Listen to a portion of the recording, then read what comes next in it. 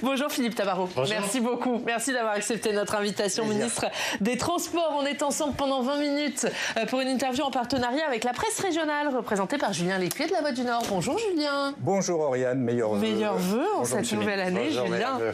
On va évidemment longuement parler de la question des transports et notamment dans le cadre des municipales. Philippe Tabarot, vos dossiers sont nombreux, mais d'abord un mot de politique puisque aujourd'hui revient au Parlement la question du budget et des menaces de censure qui planent sur votre gouvernement, sur le budget, sur le Mercosur. Menaces également un temps agitées par votre parti, les Républicains. Est-ce que vous les comprenez ?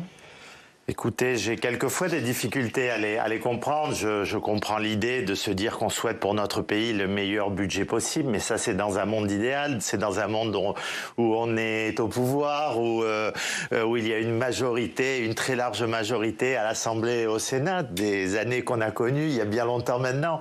Aujourd'hui, on est dans une situation particulière pour notre pays. On est à la mi-janvier, on n'a toujours pas de budget et c'est mauvais pour le pays. La loi spéciale a été une rustine, comme ça a été dit, ça peut régler quelques petits problèmes dans le courant du mois de janvier ou tout début février, mais c'est quelque chose qui ne peut pas durer. La France a besoin absolument d'un budget. Je le vois dans mon secteur des transports, j'ai besoin de commander du matériel pour les trains de nuit, c'est indispensable. J'ai besoin de contrôleurs aériens pour que l'on retrouve une vraie qualité dans notre contrôle aérien et qu'on ne soit pas en sous-tension dans les tours, et ça a des répercussions bien sûr nationales et internationales. Je pourrais multiplier les sujets qui montrent les difficultés de fonctionner sans budget dans mon propre secteur, et je ne parle même pas des secteurs des collègues. Vous avez entendu mon collègue ministre du Logement sur ma prime Rénov', je ne parle même pas de Catherine Vautrin avec les commandes particulièrement importantes pour notre souveraineté nationale,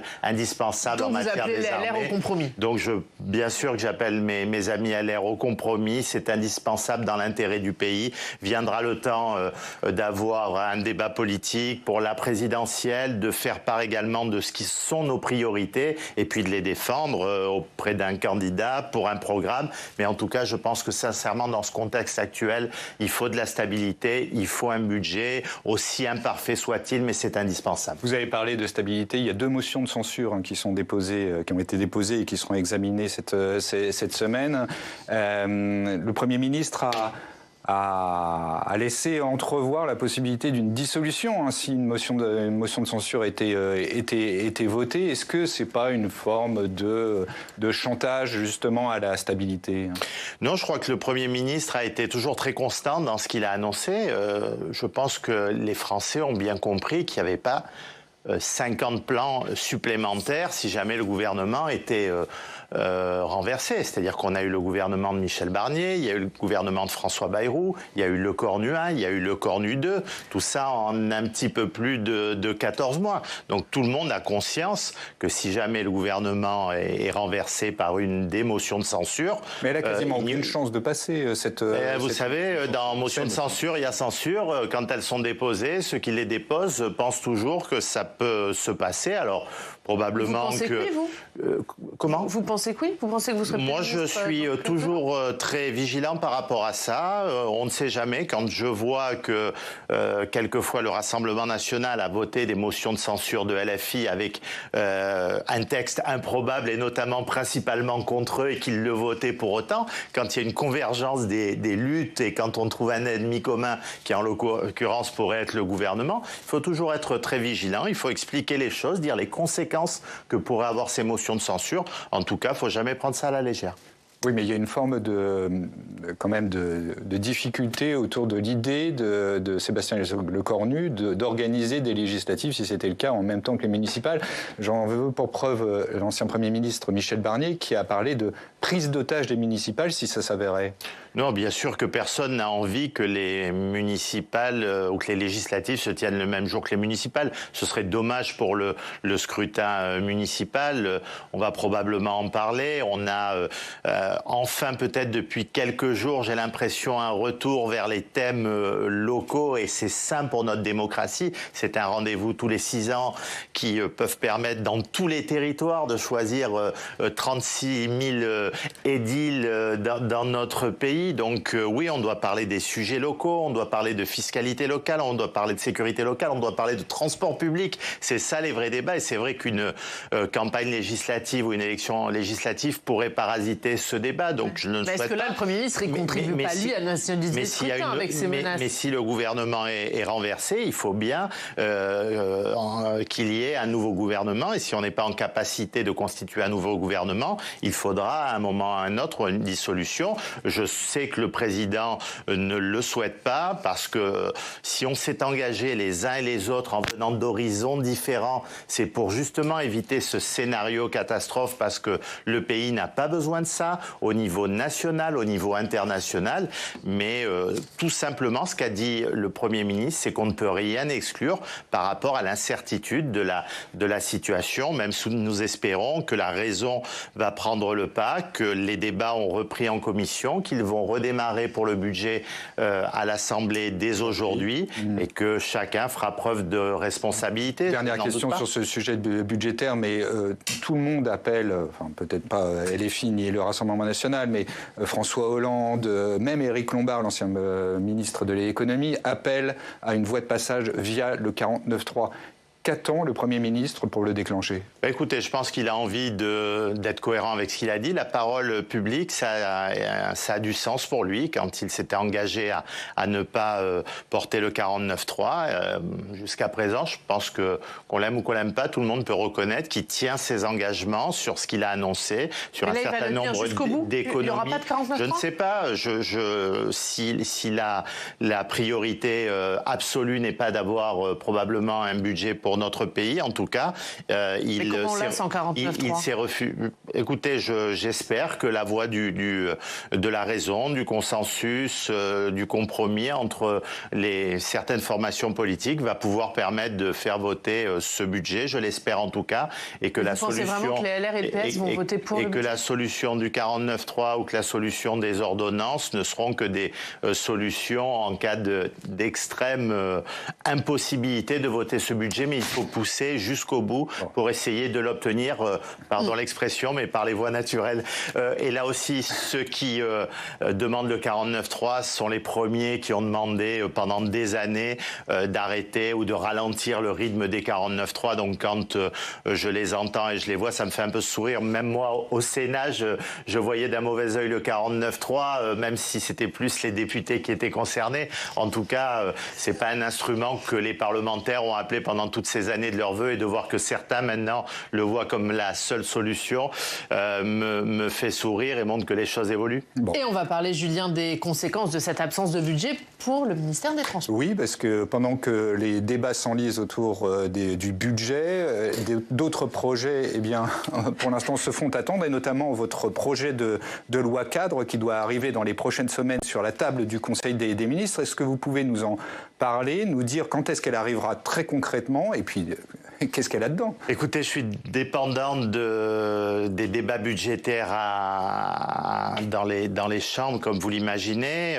Il est très probable que ce projet de loi cadre, pour lequel je me suis beaucoup battu et qui va être historique pour le secteur des transports, et j'utilise ce terme à dessein parce que c'est l'avenir des infrastructures de transport qui se joue pour les 20, les 30 prochaines années. C'est des débats qu'on a souvent eus ici sur ce plateau, de se dire on a des infrastructures, qu'elles soient ferroviaires, qu'elles soient routières, qu'elles soient fluviales, à moderniser, à régénérer, et si on ne le fait pas, on a une dette grise qui s'accumule et qui pèse sur tous les Français. En quoi c'est historique, du coup ? Enfin trouver le financement en face pour justement rattraper ce retard dans ces infrastructures et d'aller vers une loi de programmation, comme c'est le cas dans les grands budgets du pays. Je pense aux armées, je pense aux régaliens, à la recherche, de pouvoir également l'avoir au niveau des transports et de prévoir nos infrastructures et leur financement. Alors quand, Monsieur le Ministre, très concrètement, quand est-ce qu'elle sera sur la table du Conseil des ministres ? Concrètement, la loi est partie aux différents organes de consultation, comme le Conseil d'État, comme le Conseil économique et social et environnemental. Notre objectif, sous réserve de l'actualité, c'est de pouvoir en discuter en Conseil des ministres dans le courant du mois de février. Et dès que les discussions budgétaires, je l'espère, seront terminées, de pouvoir le présenter comme un des textes prioritaires de ce début d'année. De ce début d'année, je souhaite que ce soit le cas, avec un certain nombre de textes qui ont déjà été annoncés sur le régalien, mais je souhaite vraiment que ce soit... Donc ce sera quoi, fin février, mars? Écoutez, en tout cas, que ce soit dans ce premier semestre, ça me paraît indispensable pour le secteur des transports, parce qu'on a besoin de visibilité aussi, on a besoin de flécher les futures recettes de l'argent des autoroutes, et en l'occurrence 2,5 milliards pour financer les autres modes de transport. C'est un projet de loi qui va être particulièrement juste. Le transport, les recettes du transport reviennent au transport et se répartissent de manière, je dirais, solidaire entre les différents modes de transport. Je pense que c'est ça sur le principe, en dehors de plein d'autres choses sur le sujet, comme le plan sur les cars scolaires également et leur sécurité, sur d'autres aspects. Mais en tout cas, c'est surtout préparer l'avenir du transport, pas à court terme, mais à moyen et à long terme. Mais juste, qu'est-ce que ça va changer pour les usagers qui nous regardent, et notamment les usagers du ferroviaire? Écoutez, les usagers du ferroviaire, ça va être pour eux d'avoir des lignes qui vont être régénérées, qui vont être plus modernes, qui vont tomber moins souvent en panne, moins de risques de voir fermer les unes après les autres Mais ça, c'est à quelle échéance? À quelle échéance ils peuvent espérer voir une amélioration sur le réseau? On a un niveau d'investissement sur le réseau ferroviaire aujourd'hui qui est environ d'un petit peu plus de 3 milliards. Le souhait à l'époque de Jean-Pierre Farandou, qui a été réaffirmé par Jean Castex, c'est de monter à un niveau qui soit un niveau sur le ferroviaire de 4,5 milliards. Nous avons passé commande à SNCF Réseau pour se préparer dès 2027-2028 d'investir à hauteur de 4,5 milliards plutôt que 3 milliards aujourd'hui. Donc ça veut dire la régénération de toutes nos lignes ferroviaires qui ont pour la plupart une moyenne d'âge de 30 ans, 35 ans, jusqu'à 40 ans pour certaines. Et on le voit notamment par rapport aux évolutions environnementales. On l'a vu avec la neige la semaine dernière. On a un réseau ferroviaire qui est fragile par rapport notamment aux évolutions climatiques et écologiques. On parlait de la SNCF, Monsieur le Ministre. Une question qui va peut-être vous surprendre. Est-ce que la ligne droite pour vous est le meilleur moyen pour aller d'un point A à un point B? Oh là là là, quelle question. Peut-être. A priori, oui. Bon, si je vous demande ça, c'est que les habitants du Massif central sont bien en peine de comprendre pourquoi la ligne Bordeaux-Lyon annoncée par la SNCF ne passe pas par chez eux. Est-ce que vous comprenez un peu leur frustration? Bien sûr, je comprends leur frustration, surtout que ça vient après d'autres frustrations et notamment la détérioration de la ligne Paris-Clermont. Il faut se dire clairement les choses. Par contre, ce que je dis aux habitants du Massif central, qu'aujourd'hui, le plus gros chantier de SNCF Réseau, financièrement, il est sur cette ligne. Il est sur Paris-Clermont, il est sur Paris-Limoges, donc que le nouveau matériel arrivera enfin. Donc tout ça pour dire que la qualité du service va s'améliorer sur cette ligne. Après, concernant la ligne dont vous parlez, cette transversale, je vous rappelle qu'elle est fermée depuis 10 ans et qu'elle a été fermée parce qu'elle était peu fréquentée et justement parce qu'il n'y avait pas les investissements nécessaires pour qu'elle soit performante, avec des temps de parcours qui étaient interminables et qui ont fait qu'elle était peu fréquentée aussi. Pourquoi certaines lignes ne trouvent pas un public? C'est parce qu'il y a des ralentissements, c'est parce que voilà, ça fait boule de neige. Donc bien sûr que je comprends que ça a pu choquer certaines personnes, mais concrètement, il était impossible de repasser par cette ligne qui n'a jamais été faite pour la grande vitesse, et qu'il y a ce détour qui est opéré d'une offre supplémentaire qui est offerte en Ouigo et qui pourra avoir un service supplémentaire. Moi, je suis pour un choc d'offres. Par contre, je n'oublie pas les habitants du Massif central et je peux vous dire qu'on met tous les moyens nécessaires pour qu'enfin on puisse améliorer la robustesse de cette ligne Paris-Clermont dont les difficultés n'ont que trop duré. Bon, donc ils auront une compensation. J'avais une autre question sur la SNCF.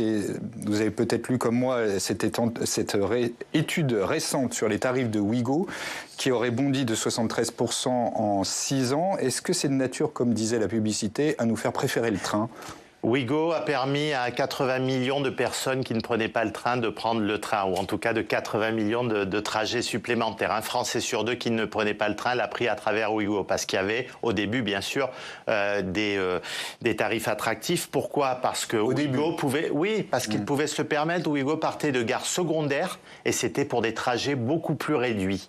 En distance. Les choses ont évolué aujourd'hui. Il y a une évolution tarifaire, comme d'ailleurs les TGV Inouï. Et qui fait que les tarifs rejoignent quasiment ceux des trains Inouï classiques. Alors pas systématiquement, pas quand on les prend mais quand même. En amont. Et il y a eu une augmentation qui a été inférieure à l'augmentation sur les 5 dernières années de l'inflation, mais qui, je le comprends, a fait évoluer les choses. Mais l'idée de Ouigo, c'était surtout d'être attractif au départ. Et ensuite, quand ils ont commencé à aller sur des gares, je dirais, principales, pourquoi je parle de la différence de coût? C'est un peu technique, mais le péage ferroviaire n'est pas le même quand vous partez de la gare de Lyon, ou que vous partez de Marne-la-Vallée, ou que vous faites un trajet beaucoup plus court que beaucoup plus long. La question des prix des billets se pose. Par contre, je rappelle en France qu'en gros, le client paye 25% du billet et que tout le reste est pris en charge, alors que dans d'autres pays européens, on demande une contribution qui peut aller jusqu'à 50-60% du billet, notamment en Suisse, pour l'usager. Est-ce qu'aujourd'hui, le train, il est trop cher, notamment par rapport à l'avion? Par exemple, sur un trajet que vous faites souvent, le Paris-Nice, aujourd'hui, le train, il est plus long, plus cher que l'avion. Est-ce que vous trouvez ça normal? Pas forcément, c'est peut-être pas le bon exemple. Mais oui, je me suis battu, on en a souvent parlé là, pour se dire que... ne serait-ce qu'écologiquement, idéologiquement, on ne peut pas voir systématiquement des tarifs qui soient plus élevés sur le ferroviaire que sur l'aérien. Ce n'est pas le cas. Ça peut arriver, notamment sur des trajets à l'étranger. Les compagnies low cost étrangères aériennes ont offert des tarifs particulièrement attractifs. Mais là aussi, je peux pas leur en vouloir. Moi, je peux pas en vouloir à certaines personnes qui ont pu connaître des pays qu'ils n'auraient jamais pensé connaître grâce à l'attractivité d'un certain nombre de billets d'avion. Il ne faut pas opposer les modes de transport les uns après les autres. Et puis, tout ce qui est payé à la SNCF est réinvesti à travers notamment les péages et un fonds de concours dans les infrastructures aussi. La SNCF n'est pas une entreprise qui fait des bénéfices pour reverser à ses actionnaires privés. C'est une entreprise publique qui, ce qu'elle gagne, elle le réinvestit soit en gratifiant ses salariés, soit en investissant dans le réseau. On va parler de l'A69, énième épisode de cette autoroute entre Toulouse et Castres. Hier, la justice a ordonné la suspension des travaux sur certaines zones de cette autoroute, celles sur lesquelles le maître d'œuvre entreposait du matériel sans autorisation. Quelle est votre réaction à cette décision ? Oui, c'est important de le dire. Le chantier de l'A69 continue sur les emprises qui sont prévues et n'a pas été arrêté. Vous l'avez très bien expliqué. Peut-être certains de vos confrères n'ont pas eu cette précision. Le chantier continue. Le chantier a été définitivement, je vais dire, c'est un peu excessif avec les voies de recours avant peut-être une cassation, mais en tout cas a été jugé comme pouvant continuer à se développer. Et quand je dis se développer, il y a pratiquement 90% des ouvrages d'art qui ont été réalisés, il y a 75% des terrassements qui ont été réalisés, et que ce soit bien sûr, et je le précise, dans le cadre de l'emprise qui était prévue. Le sujet qui a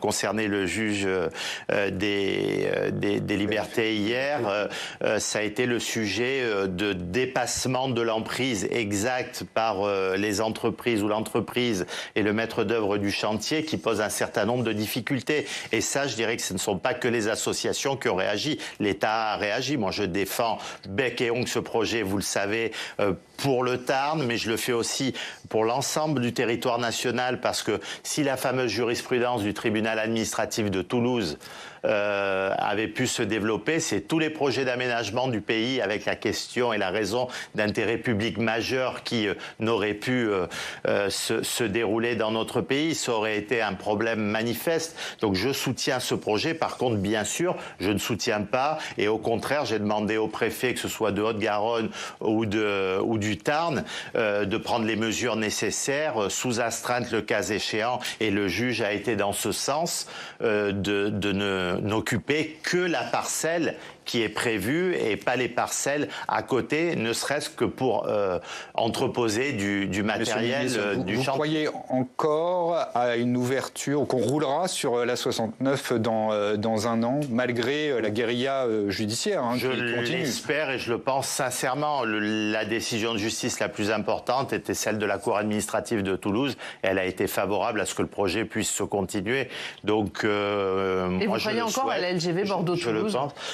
Écoutez, je reçois demain les présidents Rousset et Delga pour parler du sujet avec Jean Castex pour tout vous dire, et on a ce rendez-vous dans la volonté de la mener à bien. Et là aussi, il y a eu des décisions de justice toutes récentes qui ont été favorables à continuer le projet, qui me paraît également indispensable à la fois pour développer cette partie de la France qui a été oubliée en matière de grande vitesse. Et puis, n'oublions pas que c'est l'accès notamment par Dax à l'Espagne, et que c'est une vraie liaison transfrontalière qui fait cruellement défaut entre nos deux pays. Elle verra le jour à quelle échéance, vous pensez ? La réunion de demain va nous aider à en parler. Je ne vais pas vous dire que c'est pour demain. Il y a aussi eu beaucoup de recours sur ce sujet.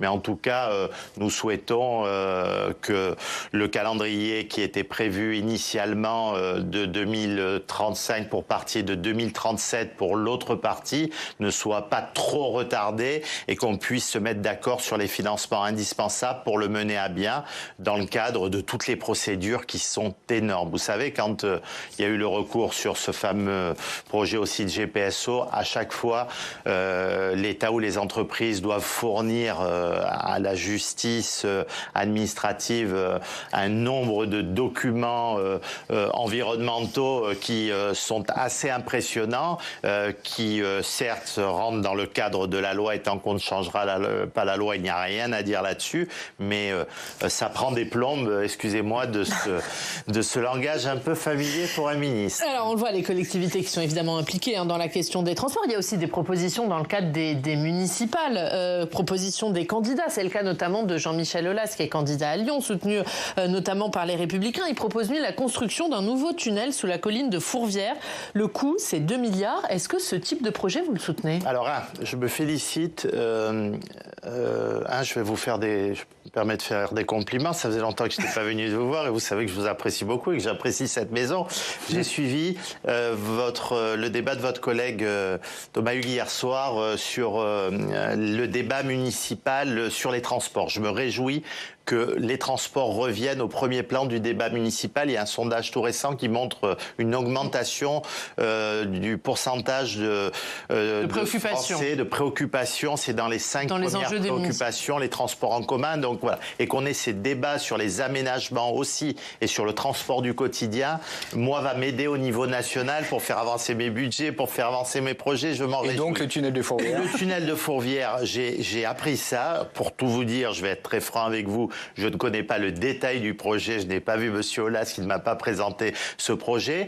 Est-ce que c'est un projet dans l'air du temps ? Parce que c'est un projet qui promeut la voiture. La jurisprudence, je l'espère, future de la Cour administrative d'appel de Toulouse sur les raisons d'impératif d'intérêt public majeur va pouvoir permettre de continuer des projets d'aménagement importants dans notre pays. Si ça n'avait pas été le cas, je vous aurais dit d'ores et déjà, c'est totalement impossible. Après, il faut peser à chaque fois le pour et le contre sur le financement de l'opération, sur la question environnementale, sur l'apport également, et puis sur le temps imparti pour pouvoir mener un projet de la sorte. Alors, j'en discuterai si jamais il est élu, ce que je lui souhaite, Monsieur Aulas, maire de Lyon. Mais je pense que par rapport à ce projet, il y a plus de chances que Lyon remporte avant la Ligue des Champions, qu'on soit à l'inauguration du projet. Mais bon, voilà, il faut porter des projets dans une campagne municipale, il faut mettre les sujets sur la table, et j'hésiterai pas à le rencontrer s'il est maire, comme j'ai des échanges avec le maire actuel. Pour lui dire que c'est un petit peu audacieux monsieur. Écoutez, j'attends de voir comment il souhaite, quel est son tracé, quel est son financement, comment il souhaite passer les différentes étapes environnementales. Mais vous qui connaissez les dossiers de la 69 et les autres qui ont fait de multiples recours, vous lui dites bon courage. Ce ne sera pas d'ici la fin de son mandat. C'est un peu ça. Un dernier mot, Julien, sur... Mais pardon, il a montré dans sa vie passée qu'il était capable de remporter des challenges. Il était capable de remporter des challenges. Et quand je vois le stade qu'il a réussi à construire avec pas mal d'opposants à l'époque, voilà, on ne peut que se dire que ce monsieur a peut-être quelque chose à apporter à la chose publique et à faire avancer les procédures. Et on va parler de la question des municipales. C'est aussi notre débat dans 5 minutes, la question des transports dans les municipales avec nos experts. Et on sera également en duplex avec des maires qui ont pris des initiatives justement pour sortir du tout voiture. Merci beaucoup Philippe Tabarot. Merci à vous, merci de votre invitation, merci de parler des transports et je suis heureux d'être venu vous voir ce matin, je le dis. Voilà. Merci à vous, la ligne de la Voix du Nord. C'est l'exil symbolique des médecins libéraux en Belgique. Merci beaucoup. Merci Oriane. Merci Julien, merci Philippe Tabarot.